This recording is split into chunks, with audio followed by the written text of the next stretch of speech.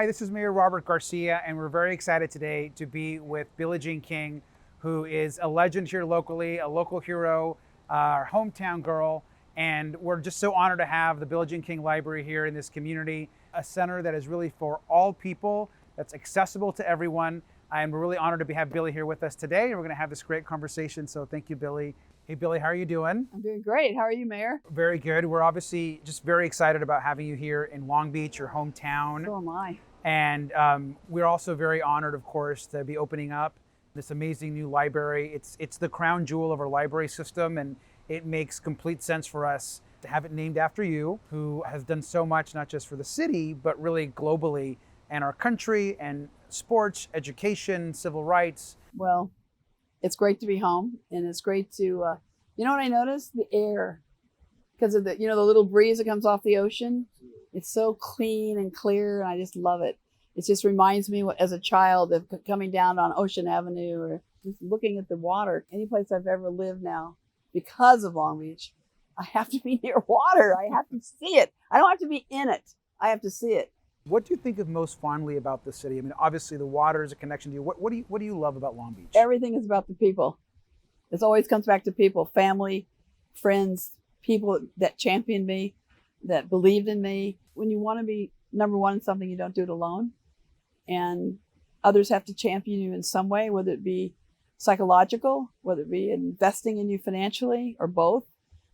Also, what kind of programs do you have? Well, you can have free access to the parks, but who's going to run the park? Who's going to give me the instruction? So it always comes back to the people, because the people also make these decisions a lot of times through their tax dollars of what is going to be free, how is the community going to have access. And so Long Beach provided all of that for me. Absolutely. And let's talk about, when you were a young girl growing up here in Long Beach. And I think actually that your first sport was softball. Actually, it's basketball. It was basketball. And softball. Everybody writes softball, so it's actually basketball. My dad was really good at basketball, and he built the den in our house, so we had no yard. But I used to have him shoot baskets in the back, and I'd bounce the ball to him. But he could do 100 in a row and swish. I heard a lot of swishing, and so he had a really great eye. And I just loved to play with my dad or with my younger brother. When Randy came along, he's 5 years younger. And the great thing about my parents is they weren't helicopter parents. They weren't snowplow parents. They hardly ever went to tournaments. They used to drop us off and have to work. It's always work. At one time, my parents, were working 3 jobs. So Randy and I could pursue our dreams, and yet we had free access. I never paid for instruction or coaching. Never paid for my rackets.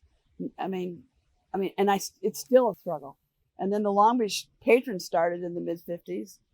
And that was a godsend, because they helped the top 2 boys and top 2 girls, or maybe 5 of us. And like paying for entry fees. Like one time I can remember it was $2 entry fee, and my parents said, we can't afford it. You can't go.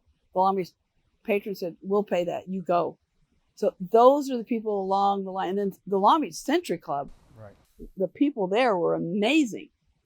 It's all these people that championed me and believed in me. And that, when you're scared and you want to be number one in something, it's scary to say that.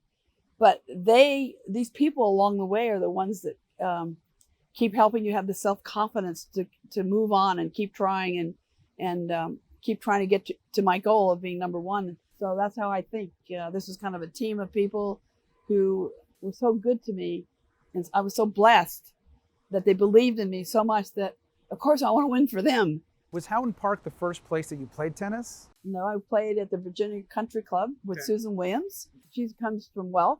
She took me to the Virginia Country Club, which is beautiful. Okay. It's beautiful. You have to understand, I haven't seen this. I'm a blue collar kid. I'm going, whoa, this is amazing. So I guess I hit. I think I hit a home run.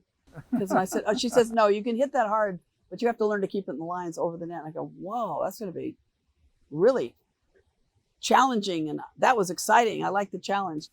So Susan and I were also on a softball team out at Houghton Park. Susan told the coach, Val Halloran, said, oh, by the way, I took Billie to play tennis. And Val Halloran says, we get free instruction here every Tuesday. Free instruction. At Houghton Park? At Houghton Park. Oh, wow. Okay, now we're talking. Now I got a chance to play this game. Whoa. And was that a City of Long Beach program, the instruction? Oh, it's a park and rec. Park and Rec. I'm just getting Long started. Beach, so Long Beach Parks and Rec program, Houghton Park. Free access because of Clyde. Clyde fought for that back in the 40s and early 50s to have him be the teacher or the coach at these different parks. And he went to a different park each day. So you could get this instruction once a week. So he started at Silverado, Houghton, Somerset, Ramona, Rec. Amazing. Okay. So he would go to those 5 parks every week, just like this. So if you live in, so it'd be close to you. You'd have access. You could probably walk a lot of times.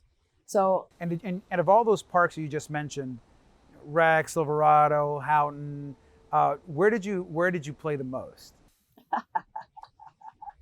well, I went to every park every day. So Every park. I followed him around. So the third time, probably at Somerset, he looks at me and goes, "Weren't you just here yesterday? Weren't you at Houghton yesterday?" And I go, "Yeah." And he goes, He says, "How old are you, 14? I go, "No, 11. He goes, "Ooh, 11. I could tell he thought, "Oh, this is a live one." What was a weekend like? So that's tournaments. You were at tournaments. So, oh, yes. And on the weekends you're doing tournaments. Right. And you have to understand, back in the old days, the kids didn't understand what I was doing. Now they would. But now, in those days, they were like, "Why are you leaving on the weekend going to play? What do you do? You're going to a tennis tournament? Why would you do that when you miss the slumber party?" And so I'd come back on Monday morning and go, "What are you doing?" And I said, "I played in a tournament. Someday I want to go to Wimbledon in London." They're going, "Okay." No idea.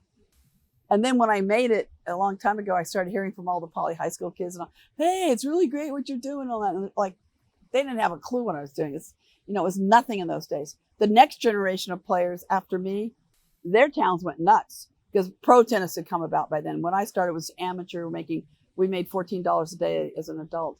So that's what I want to change to pro tennis. My generation, I call us the transition generation. We changed tennis from amateurism to professionalism. And so now, you're here, you're back in Long Beach. Obviously, I know you travel around the country and around the world, talking about equal rights and equality and sports and education and human rights and all the issues that you care about. So now, when you come back to Long Beach, what do you think when you go down your old street or you go by Poly? I mean, you cannot believe it. But the one thing I hear, and I will learn over time, is it's much more diverse, and it's one of the most highly diverse cities in our country. And that's what I like. I love that. That makes me happy. Your legacy and the work that you've done is not really just about sports, but it's also a lot about education and about learning. And like believing in talent. I didn't have that much to do with it, but I certainly was an advocate for it. And what people don't realize is when I played Bobby Riggs in '73, Title IX had just been passed in 1972. When I played Bobby, I knew that Title IX was really important to me because Title IX was vital. And a lot of people don't realize that before 1972, there were classroom quotas on women. Like, for instance, if you wanted to go to Harvard and be a doctor as a woman, 5% class. That's all they allowed, their quota, to be a doctor as a woman. So that just broke the doors down. All of a sudden, women, there's no more quotas. Anybody wants to go to school, if you're good enough, you can go. And so that was huge. I knew that. And it was the first time girls, ever got an athletic scholarship. That was so important to me because boys had always gotten scholarships, and I had to watch them getting scholarships. And I can't have one because of my gender. I'm like, oh my God, that's the same as race or anything. Seriously? So that gave me another fight. But so when I played Bobby Riggs, it was vital. We had 90 million people watching. If I could win this match, I think I can help keep Title IX strong. And maybe I can start to change the hearts and minds of people to be in alignment with Title IX, because that's what the world needs. You don't want to leave somebody out. You just never want to leave somebody out. But I have these 2 sayings: champions adjust or adapt, and pressures of privilege. And those 2 things really help every day to just keep the fire in the belly and to keep going. Members of our LGBTQ community that are incredibly proud to have someone that they view as a hero, not just for all the amazing things you've done as an athlete, as an activist, but also on your work on human rights and for rights for the gay and lesbian and it's been tough. Community. I had a very tough time. I was outed and I lost all my sponsorships and things. That wouldn't happen today. There would be no blackmail anymore. So I am thrilled that things have changed. I think it's important that we be visible in the LGBTQ community. But I know the process to have my name on the library was a long one, not too long, but I know a lot of people didn't want it. You know, I watch LBTV a little bit, and because I wanted to hear, and I know there are going to be some people upset, which is really hard to take sometimes, but I totally understood what they were saying as well. So I hope over time they'll be all right with it. And knowing that I'm actually born and raised here, I hope will help. I am a product of Long Beach, California. There's no question. When young girls and boys walk into the Billie Jean King Library, what do you want them to know about you? Because they're going to see a name, they're going to see your picture, they're going to see books about you. What do you hope that they take away and learn from you? It's really about them. I hope through my example, maybe it'll inspire them to believe in themselves, to fight not only for themselves, but for everyone, to look for truth and justice, to fight for it their whole lives, to keep learning and to keep learning how to learn. And that's what the library, I think, represents to me. What do you hope folks think about when they're coming into this space, this very special place? What do you hope? First of all, if there's something they know they need, then it'll be available to them. But I hope they're going to be curious, that they're going to come in there and go, wow, look at all the possibilities. All the possibilities. That's what you want every child to always think. What are the possibilities for my life? What can I do with my life? What am I good at? What do I like? So anything they like, I want them to be able to find the subject. But maybe this will open up a whole new world to them and go, wow, I never thought about this. I never thought about that. It's like Susan asked me to play tennis. What's tennis? So I hope that they'll be open to everything that's in that library. And there's going to be a lot more computers now, which is going to be really helpful. People who will find a space they can write. A lot of people may not have a place to sit and write and have it peaceful, but they can come here, they'll feel welcome. Or maybe you come in and you just, oh, I can build something here with these 3D things? Wow.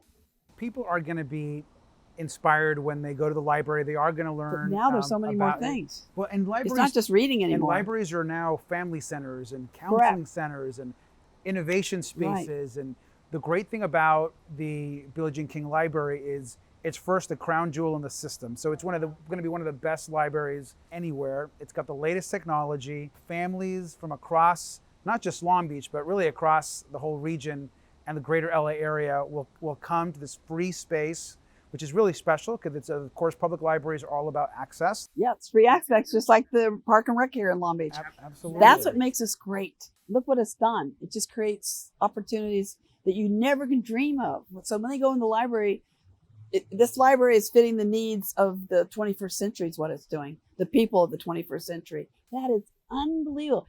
I've been trying to think about it. It's mind-boggling. So one fun thing about the library is it's going to have this really, really large BJK signage. It's going to be an Instagram hotspot. People are going to take their selfies and they're going to tag it, and it's going to be all over the place. And we're going to see those, I'm sure. Yeah, absolutely. I hope they'll have fun with it, and I don't know, just have fun.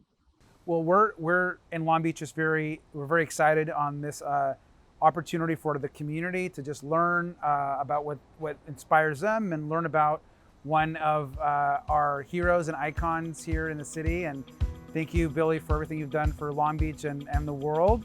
And we look forward to just this incredible partnership ahead. Well, thank you, and I'm very blessed. And I hope that Ilana and I can contribute more and more as the years go by and help in every way we can for the public library, the main library, but also the other branches. They're important too. Neighborhood's important. Thank you so much, Billie. Thank you. Thanks again. This is Mayor Robert Garcia, and come visit the Billie Jean King Library.